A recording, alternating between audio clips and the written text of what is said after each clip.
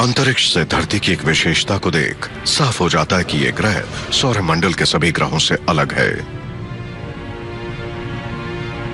हमारी धरती का 70% हिस्सा पानी से ढका हुआ है। जहां समंदर जमीन से मिलता है, वहां पानी हर समय एक नियमित रूप से चढ़ता और उतरता है, जिसे टाइड्स कहते हैं।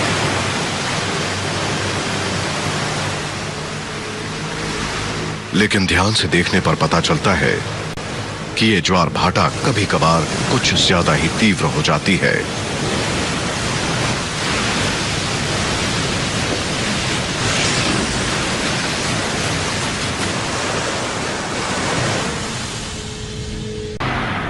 धरती पर सभी टाइड्स, चाहे वो कितनी भी उग्र हों, अंतरिक्ष की एक शक्ति की वजह से बनती हैं। धरती पर ज्यादातर टाइड्स चांद की ग्रेविटी की वजह से बनती है और कुछ हद तक सूरज की ग्रेविटी से भी। चांद धरती के बीच वाले हिस्से के मुकाबले उस हिस्से को अपनी ओर ज्यादा खींचता है जो उसके करीब है, जिसकी वजह से धरती का वो हिस्सा चांद की ओर थोड़ा सा उभर आता है। वैसे ही चांद धरती के सबसे दूर वाले हिस्से के मुकाबले उसके बीच वाले हिस्से को ज्यादा खींचता है, जिसकी वजह से चांद से दूर वाला हिस्सा बाहर की ओर उभरता है। यानी अब धरती दोनों तरफ से थोड़ी उभरती है। ये उभरना दरअसल समंदर का उभरना होता है, यानी एक हिस्सा चांद की तरफ उभरता है और एक चांद से दूर उभरता है। जब चांद धरती के चक्कर लगाता है और धरती सूर्य के, तो समंदर के उभरने से पानी का स्तर बढ़ता और कम होता है, जिससे ज्वार भाटा पैदा होते हैं, यानी हाई टाइड्स और low tides. Bay of Fundy पर टाइड्स की शुरुआत चांद के ग्रेविटी के खिंचाव की वजह से होती है, लेकिन इसका उग्र रूप बे ऑफ फंडी के अद्भुत फनल शेप की वजह से सामने आता है। समंदर का पानी जब अंदर आता है तो खाड़ी छोटी हो जाती है और उसकी गहराई कम हो जाती है। इसीलिए जब टाइड के कारण पानी बढ़ता है तो उसकी ऊंचाई भी बढ़ने लगती है। लेकिन एक और रहस्य है जिसकी वजह से टाइड्स इतनी ऊंचाई हासिल करती हैं। समुद्र तट पर छोटी लहरों के टकराने के अलावा बड़ी लहरें भी आती हैं, जो समुद्र तट से लगातार टकराती रहती हैं। बे ऑफ फंडी पर बड़ी लहर को बे के मुंह से तट तक पहुंचकर टकराने और वापस लौटने में करीब 12 घंटे लगते हैं। अब क्योंकि समंदर में टाइड्स भी हर 12 घंटों में चढ़ती और उतरती है, इसीलिए एक सटीक समय पर बे के मुंह के पास ये बड़ी लहर दूसरी बड़ी लहर से टकराती है, जिससे वापस जाकर तट से टकराने की ऊर्जा मिलती है और वापस टकराते समय टाइड्स पानी के स्तर को 50 फुट तक बढ़ा देती हैं।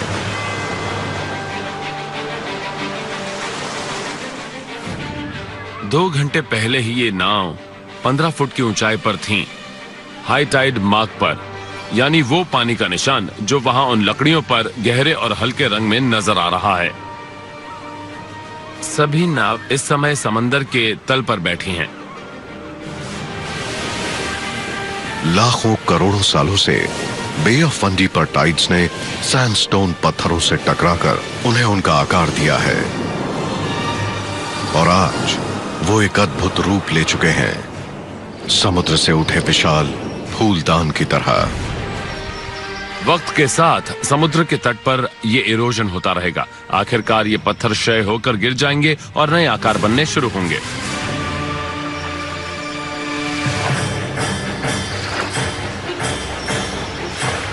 बे ऑफ फंडी की टाइड्स सिर्फ पत्थरों को काटने का काम नहीं करती, वो किसी की जान लेने की क्षमता भी रखती हैं। अक्सर किनारे से 1.5 किलोमीटर दूर सैर करते हुए भी लोगों को हाई टाइड नजर आ जाती है।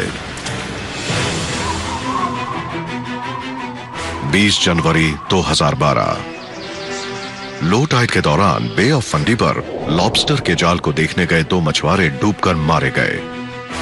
बे ऑफ फंडी पर टाइड 1 इंच प्रति मिनट की रफ्तार से चढ़ती है, यानी उसकी रफ्तार बहुत तेज है। ऐसे में संभावना है कि आप तेजी से आ रहे पानी के बहाव में खींच लिए जाएंगे। बे ऑफ फंडी पर शायद धरती की सबसे ऊंची टाइड्स आती हो, लेकिन धरती की दूसरी ओर एक अलग किस्म की खतरनाक टाइड किनारे पर अपनी हुकूमत चलाती है।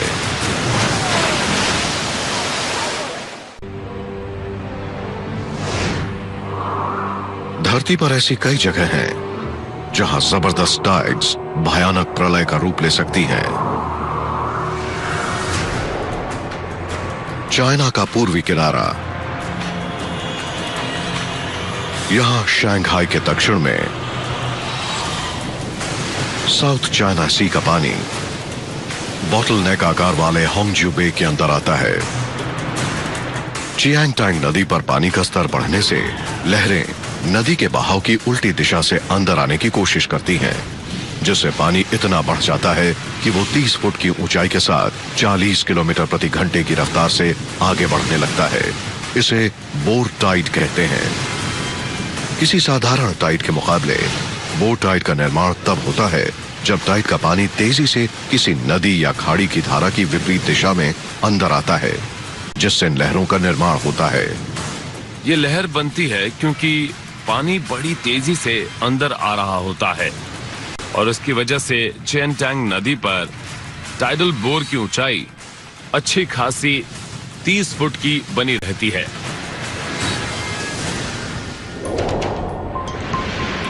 चियांगटांग नदी पर बोर टाइड हर महीने 2 बार पैदा होती है, जब सूर्य और चांद दोनों का गुरुत्वाकर्षण धरती पर असर डालता है। महीने में 2 बार, जब अमावस्या या पूर्णिमा होती है और जब सूर्य, चांद और धरती एक ही लाइन में आ जाते हैं, तब सूरज द्वारा बनने वाली टाइड्स चांद से बनने वाली टाइड्स का साथ देती हैं, जिसकी वजह से बहुत ही बड़ी टाइड्स का निर्माण होता है। इन्हें स्प्रिंग टाइड्स कहा जाता है क्योंकि ये स्प्रिंग की तरह उठती हैं। हालांकि अमावस्या और पूर्णिमा की वजह से हाई टाइड्स का निर्माण होता है, लेकिन अंतरिक्ष का एक और रहस्य है जिसकी वजह से ये बोर सबसे जबरदस्त रूप ले पाती हैं। 8वें चंद्रमास के 18वें दिन पर 1,70,000 से भी ज्यादा सैलानी चियांगटांग नदी पर होने वाले बोर टाइड उत्सव में हिस्सा लेते हैं। उस दिन ऑटमनल इक्विनॉक्स भी होता है, यानी उस दिन सूरज का केंद्र और धरती का इक्वेटर एक ही प्लेन में होता है, जिसकी वजह से गुरुत्वाकर्षण सबसे ज्यादा होता है। इसी दौरान चियांगटांग नदी धरती के सबसे बड़े बोर का निर्माण करती है। पानी के इस उफनते गरजते दानव में हजारों घोड़ों की शक्ति होती है। इन लहरों पर दुनिया के सबसे बेहतरीन सर्फर्स के भी पसीने छूट जाते हैं। इन लहरों में अद्भुत क्षमता होती है। ये पेड़ों को उखाड़ सकती है और जिस ताकत के साथ ये टाइडल बोर नदी के विपरीत दिशा में बहती है, वही उसे खतरनाक बनाती है। 2000 साल पहले यहाँ टाइड को देखने की प्रथा शुरू हुई और वक्त के साथ इस बेहद अद्भुत बोर टाइड का नाम सिल्वर ड्रैगन पड़ा। अक्सर नजारों को देखने आए उत्साही दर्शक ज्यादा करीब खड़े होने की वजह से पानी के बहाव में खिंचे चले जाते हैं। 2011 में टाइफून नैमाडोल की वजह से तेज हवाएं और बारिश ने बोर की उग्रता और बढ़ाई, जिससे वो 70 फुट की बेमिसाल ऊंचाई तक पहुंचा। पानी डैम के ऊपर से निकल गया और ये रिपोर्टर उसका शिकार बनी।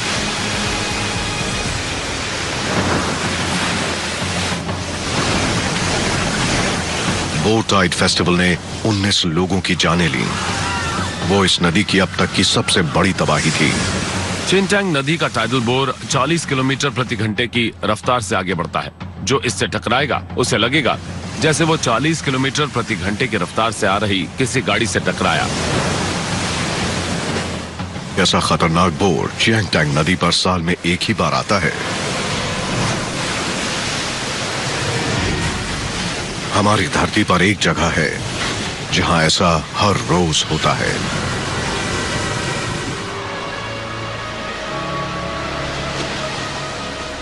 वैसे तो सभी टाइड्स शांत नजर आती हैं, लेकिन इनमें से कुछ विनाशकारी रूप लेती हैं। वैज्ञानिक समझ रहे हैं कि उनमें ऐसा क्या है जिनसे उनका रूप बदल जाता है।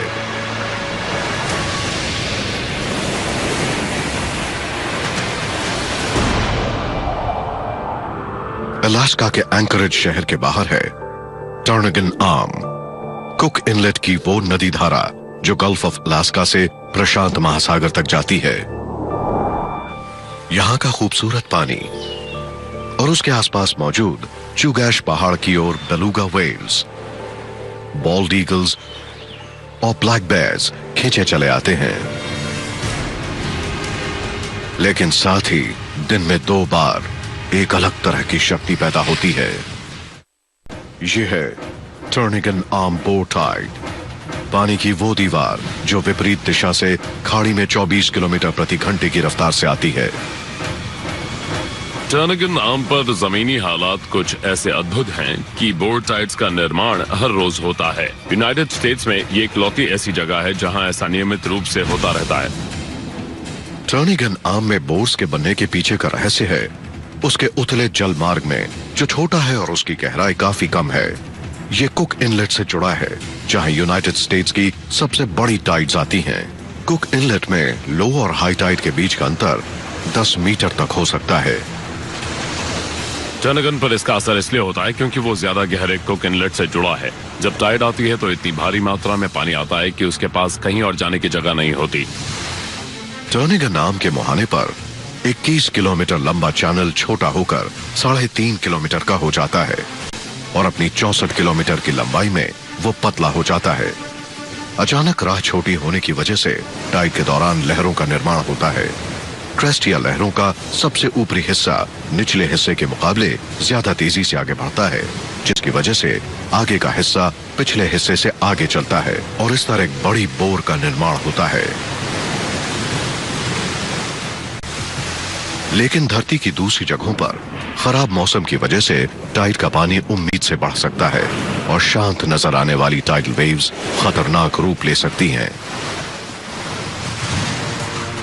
हरिकेन, टाइफून या साइक्लोन जैसे बड़े तूफान वातावरण में हवा का दबाव कम कर देते हैं और कम दबाव की वजह से समंदर का पानी टाइड के दौरान ज्यादा ऊंचाई हासिल करता है, जिससे बड़ी और तूफानी लहरों का जन्म होता है।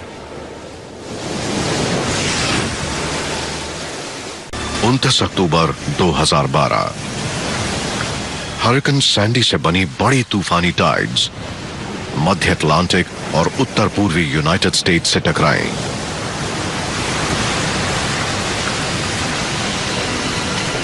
सैंडी इतना खतरनाक इसलिए था क्योंकि तूफानी टाइड तो थी ही, लेकिन उसी समय हाई टाइड भी थी और ये दोनों चीजें मिल गई, जिसकी वजह से तूफानी लहरें 8 फुट तक उठी। अब इसे आप हाई टाइड की लहर के ऊपर रख दें तो क्या होगा? जैसा कि हमने देखा, यहां के कई इलाकों में ऐसी तूफानी टाइड्स आईं जैसे पहले कभी नहीं आई थी। तूफानी टाइड कुछ जगहों पर 17 फुट तक उठी, यानी 2 मंजिला इमारत की ऊंचाई जितनी। टाइड का अतिरिक्त पानी निकलकर निचले हिस्सों, छोटी खाड़ियों, नालों और आइलैंड्स में चला गया। लॉन्ग आइलैंड के दक्षिण पश्चिमी हिस्से में तूफानी लहरों के कारण 3 किलोमीटर के इलाके पर बाढ़ आ गई। यह भयानक टाइड के कारण मची तबाही का मंजर आसमान से साफ नजर आता है। 2012 तक सैंडी यूएस के इतिहास का दूसरा सबसे महंगा हरिकेन साबित हुआ। जब तूफानी टाइड उठती है तो वो अपने साथ हर तैरती हुई चीज को उठाती है और नाव तो तैरती ही है, और यहां आप देख सकते हैं सब आकर जमा हो गए।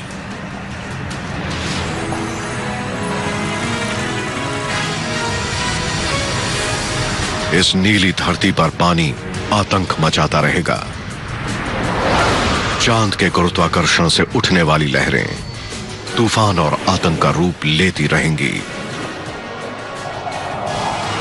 हाई टाइड के दौरान पानी में जाना, बीच पर एंजॉय करना हर किसी को अच्छा लगता है, लेकिन टाइड से डरना भी जरूरी है।